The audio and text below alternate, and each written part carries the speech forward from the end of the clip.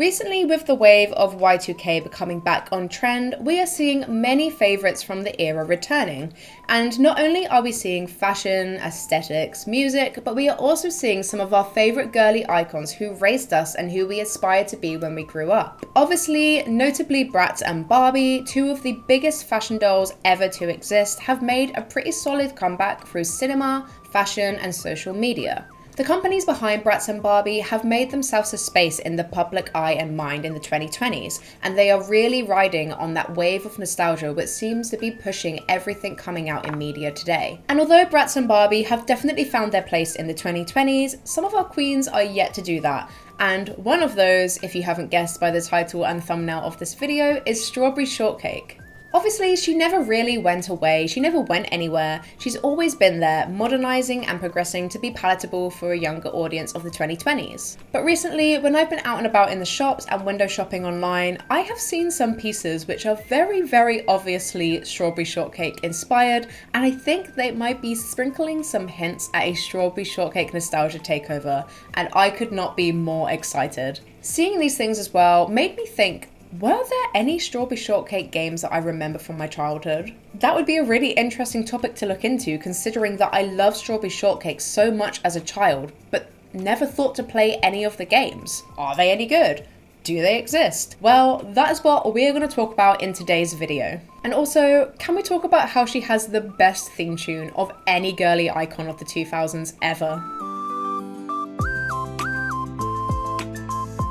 Welcome to today's video. I am Otter. If you have been to my channel before, hello, hi, it's lovely to see you again. And if you haven't been to my channel before, hello, hi, welcome, it's really lovely to meet you. Here on my channel, we discuss everything 2000s girly gaming and rediscover them together, really feeling that nostalgia and joy that it brings us. As I mentioned, today we are going to be taking a look at what I believe to be the forgotten Strawberry Shortcake console games of the 2000s. Now, I've never actually played any of these titles and never seen or heard of any of them before, and if you did play them, I would love to know down in the comments down below. I always love hearing people's experiences and fond memories of these games, and leave a like on this video if you did enjoy it. I'm also on a mission to hit 2,000 otters before the end of 2024, so hit that subscribe button down below if you want to help me get there and see many more videos just like this one. But without further ado, let's jump straight on into looking at the Strawberry Shortcake games of the 2000s.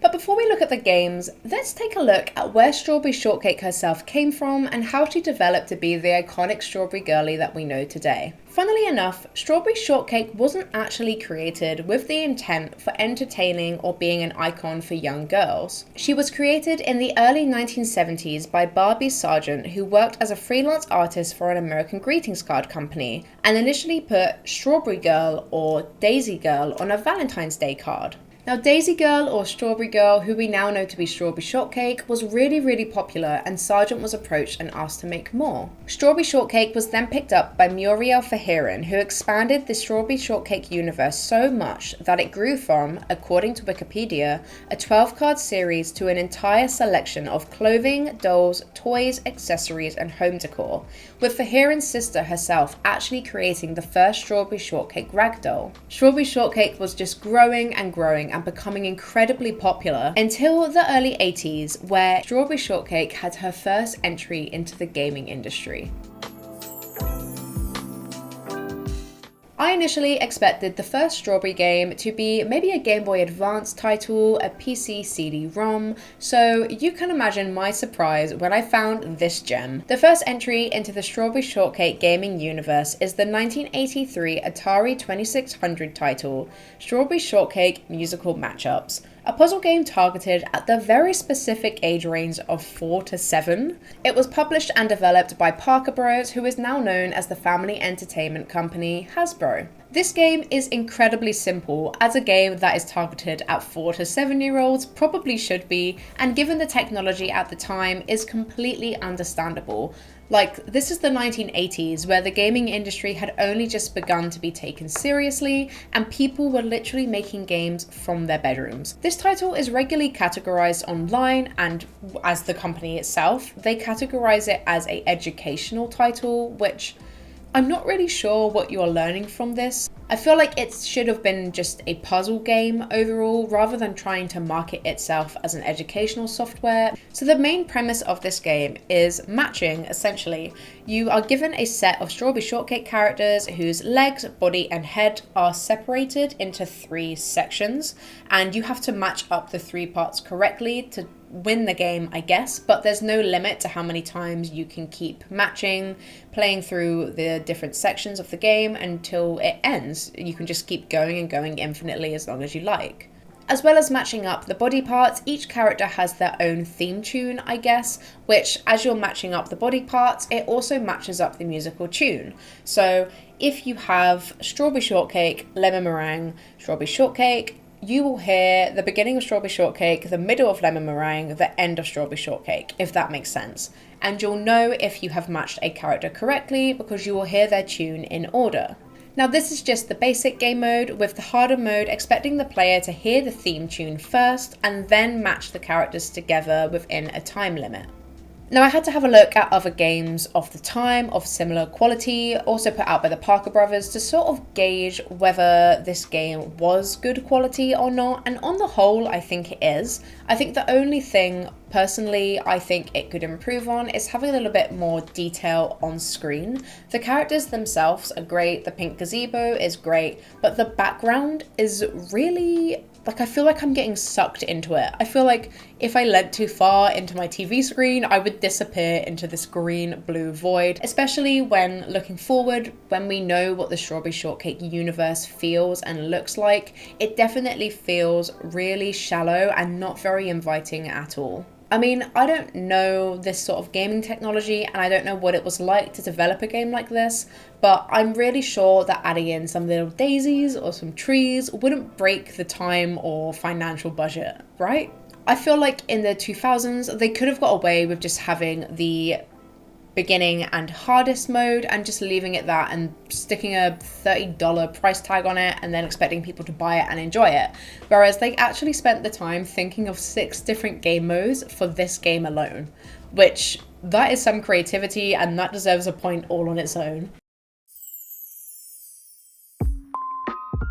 It would be a whole 20 years before we would see another Strawberry Shortcake gaming title, and this one is 2003's Strawberry Shortcake's Amazing Cookie Party, another puzzle/educational game by the Learning Company. Similarly to Musical Madness, this has a really limited age range of 4 to 6, which personally, again, I think is really refreshing that they have singled in on this one specific age range and are actually being honest about it. Looking at titles that are released later on, we often see that the broader age range would leave the majority of that target audience uninterested or unable to play the game because it's just too young for them or too old.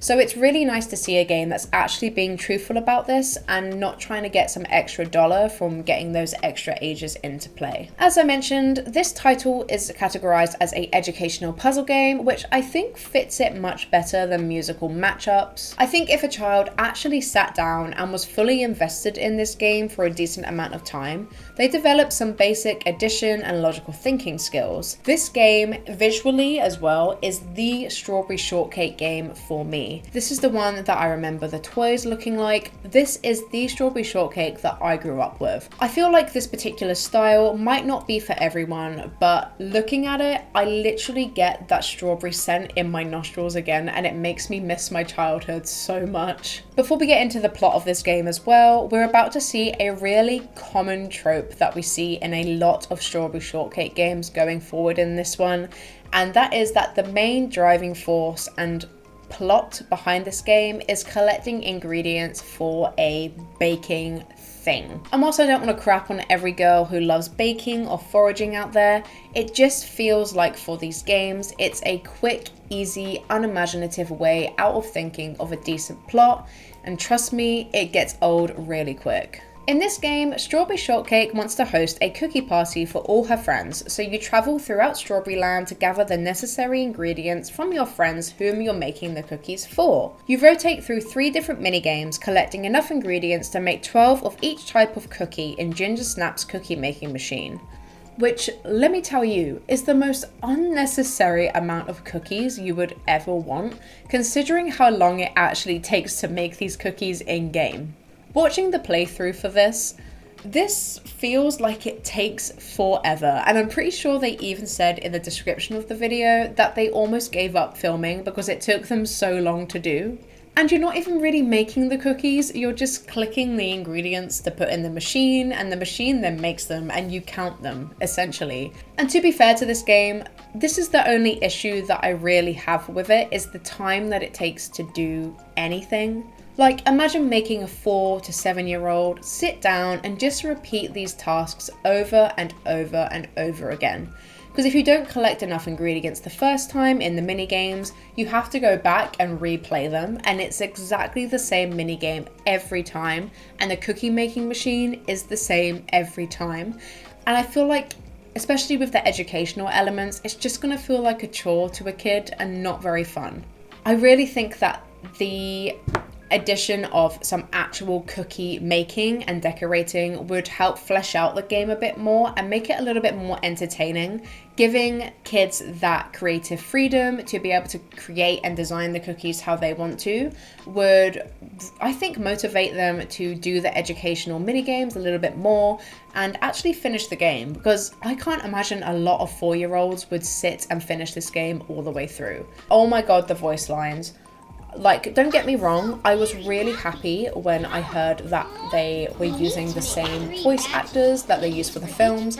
I literally heard the Strawberry Shortcake voice line like within like the first 10 minutes. I heard the first voice line of the game and I had to go back and watch the 3-episode special that I would watch on repeat as a kid because the nostalgia wave that hit me. But they do repeat the voice lines over and over and over again, especially when you're in the cookie making factory and you're like hovering over ingredients or clicking them. Chocolate covered cherry. Chocolate covered cherry. Chocolate covered cherry. I think on the whole, this isn't a bad game. It is missing some content and it does feel a little bit empty and soulless at points, especially with the cookie making machine when you're literally just grinding the ingredient, clicking, putting them into the machines, making your cookies. I can imagine that does get very repetitive and monotonous, but I do feel like the bulk of the content is actually appropriate for its age range and would be entertaining for a amount of time, as well as educational. Like, the logical thinking skills that are having to be put in place by young children for some of these mini games is actually pretty intense. And God forbid they don't finish the game, because you get a printable certificate at the end to certify that you are a cookie making master. I need one of these in my life to remind me that I am a girl boss every day I wake up. Strawberry Shortcake, Berry Bestfriends.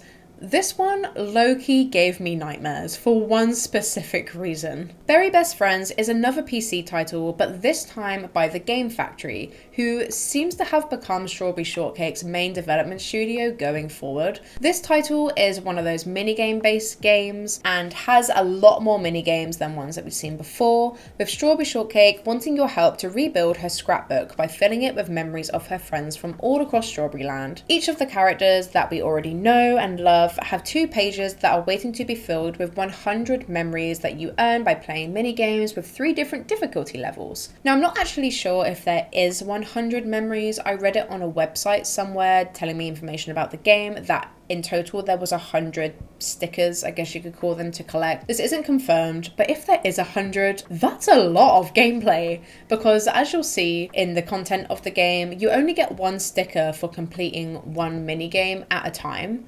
So you'd literally have to sit and grind through 100 mini games to fill up that scrapbook. Psh, if kids have the patience to do that, they are way better than me, because I would not. There is a huge variety of mini games in this title, but with variety also comes varying quality. Across the 9 different mini-games, there is a lot of good games which give both varying educational content and fun for the target audience, like the Orange Blossom matching game, which kind of rings of Bejeweled or like Candy Crush, or the memory games, which are kind of like, there's a cake one where you have to remember what the cake looked like and then you click it, and the color and like shape recognition games are also really enjoyable. There are the really lackluster ones. The Huckleberry Finn Plum, whatever his name is, the only male character in the series. Of course his game flops. His game is really weird. I don't know how they came up with the idea for it, and there's also a music one, and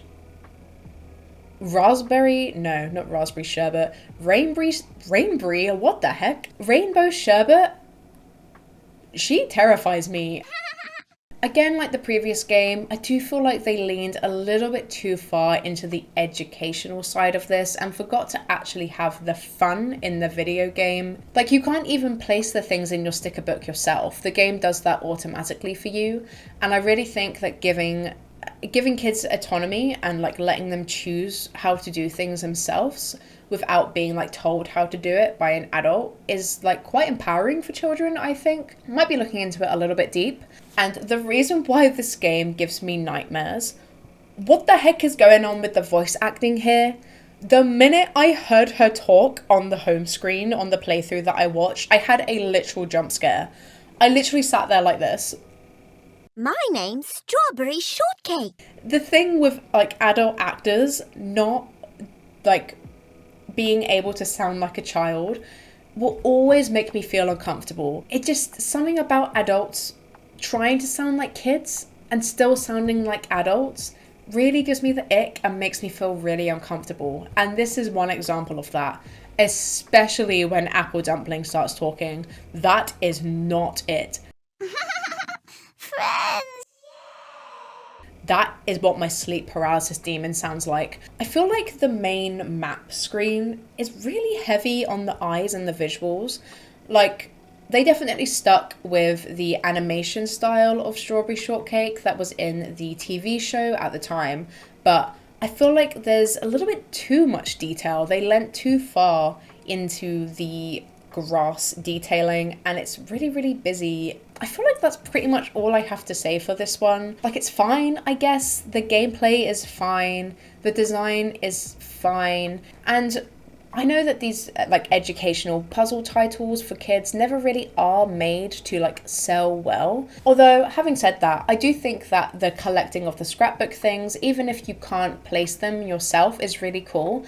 And the like black and white images of the friends that you collect, you can actually print off and color in yourself. Also, I really, really love the character design anyway of this time. There's just something about the classic Strawberry Shortcake that just fills me with so much joy and nostalgia for my childhood. Obviously, we can't really give that to the game's development team credit because that's what the cartoon did. The cartoon designed that and then they took that and put it into the game. But I guess because they kept it and did it well, we can give them something for it.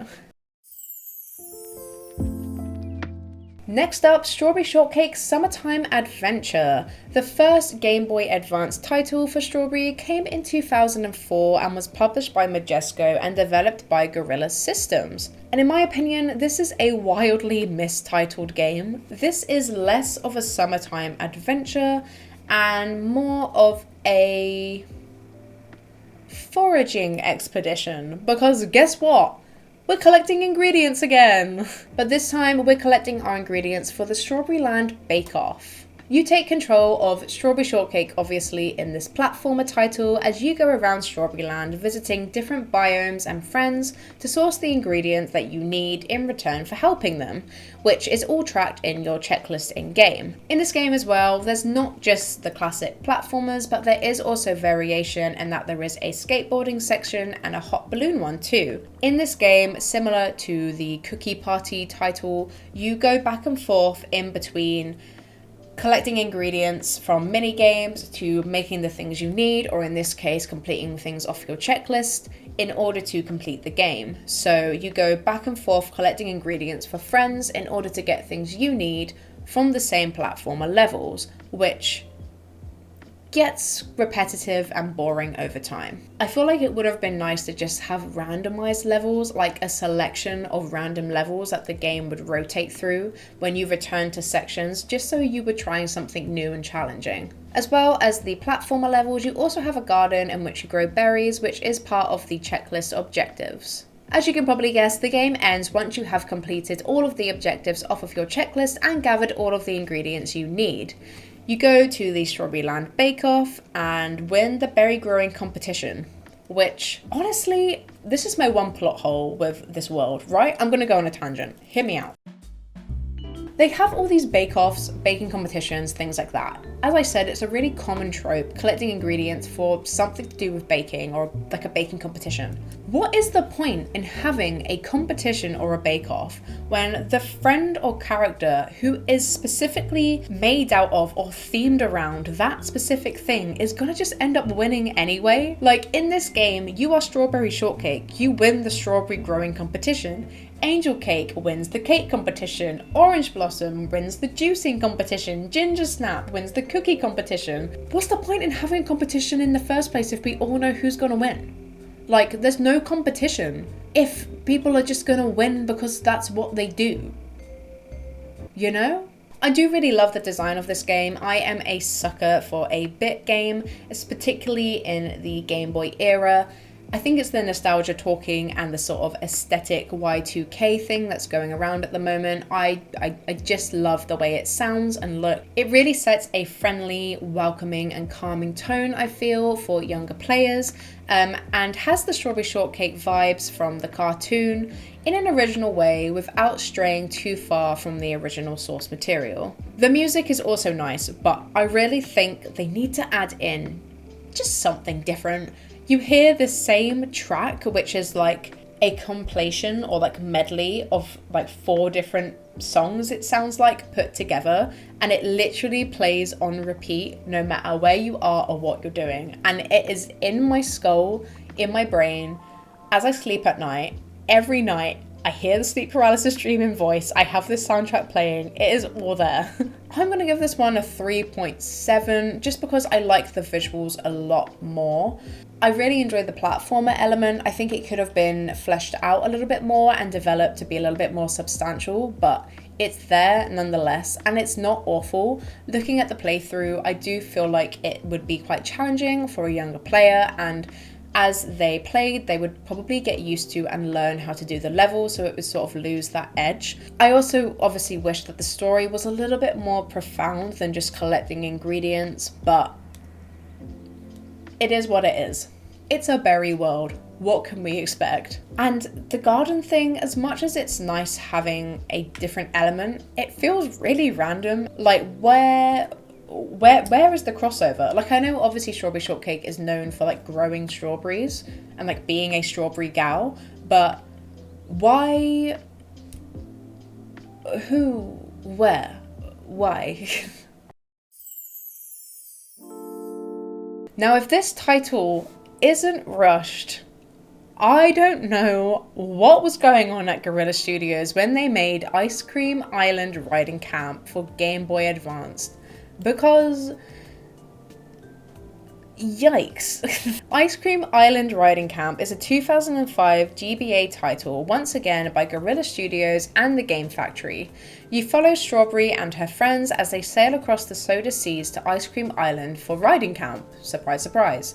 It's set in literally the same world as Summertime Adventure, with the same assets and visual design features present right from the beginning. In fact, I had to check that I actually clicked on the right playthrough when I was doing research for this, just to make sure that I was watching a different game and not Summertime Adventure again. Once you land on Ice Cream Island, you meet Honey Pie the horse, who welcomes you to riding camp and introduces you to her friends, one of which you choose to be your companion for the rest of the game. And you would think, looking at the title of the game, Ice Cream Island Riding Camp, there's gotta be a lot of horse care and riding in this game, right? You'd be wrong. This title actually has a really random original plot running through it, and nothing to do with actually caring or like being at a riding camp. It just happens that you're at a riding camp on a horse at the place that this is happening. Apparently there's some tremors going on, which no one seems to know the origins of, and before Strawberry Shortcake mentions it at this point in the game, it's never mentioned before, so it feels really random when she's just like, hey, yeah, these tremors are really annoying, right? And you're like, huh? What? Like, it just happens out of nowhere, just like candid in conversation. Like, you'd think, given that it's such a big point of the plot drive, that it would be made a bigger deal. You ride around the map, helping out friends who have been affected by the tremors and figuring out its source. After finding several clues and leads, mainly crow feathers, you discover the cause of the tremors is Licorice Whip, who has been digging around the island for cookie dust to sell in desserts. In a world made of desserts, why would anyone want to make a frozen treat dessert business? Surely the frozen treat dessert sweet thing business would be flatlined, because you live in a world where literally everything around you is made from something sweet, and people are experts in making the specific thing that they are themed after. So if you're going out and trying to make something that someone else is already doing, or is like wildly available around you for free, why would you make a business out of that? That just seems stupid. After saving a Licorice Whip, there is a very quick and clean wrap up to the story. You have a little chat with Strawberry and her friends explaining what happened, and the game is over. I actually think this title might be inspired by one specific Strawberry Shortcake film, or I'm not sure if it's an episode split up into different sections or whether it is a full watch through film, but there is a film that features Licorice Whip on Ice Cream Island with the horses. I think he tries to steal the horses, so I imagine it's been inspired by that. Nowhere says that it's a movie, like a game version of the movie, but I imagine that's probably where some of the inspiration came from.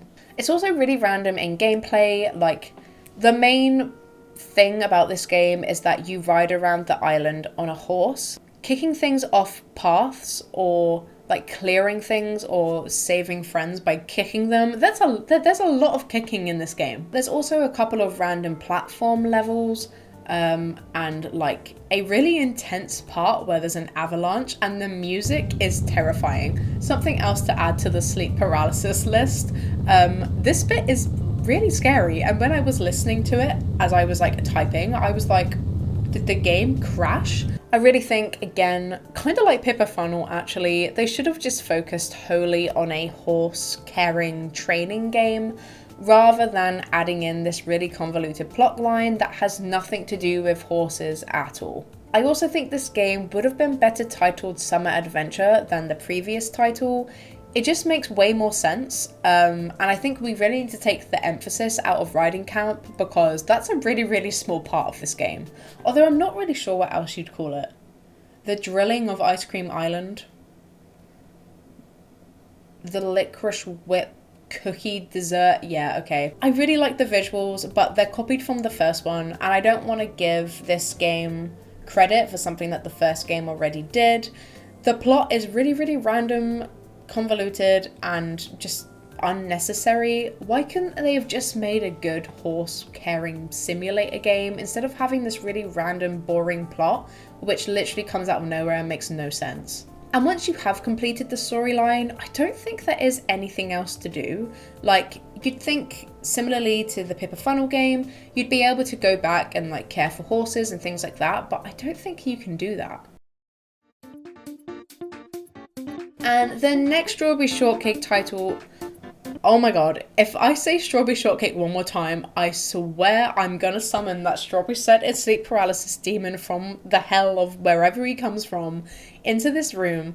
I am gonna have to take a break. There was way more Strawberry Shortcake titles than I ever expected, and I had way more to say about them than I thought I would. So I think I'm going to split this video into two parts just to save some of my sanity and not giving myself a speech impediment by saying Strawberry Shortcake so many times in a row. There is a solid 10 out of 10, nearly perfect game in the next part that I can't wait to share with you, and an absolute curveball which, when I discovered what it was, mind blown. Did not even know this existed. And I'm fully convinced that no one else ever played this, ever. If you did enjoy part 1 of the history of Strawberry Shortcake games, let me know by dropping a like down below and hit the subscribe button to join the Otter Den and see many, many more videos just like this, and to make sure that you don't miss out on part 2.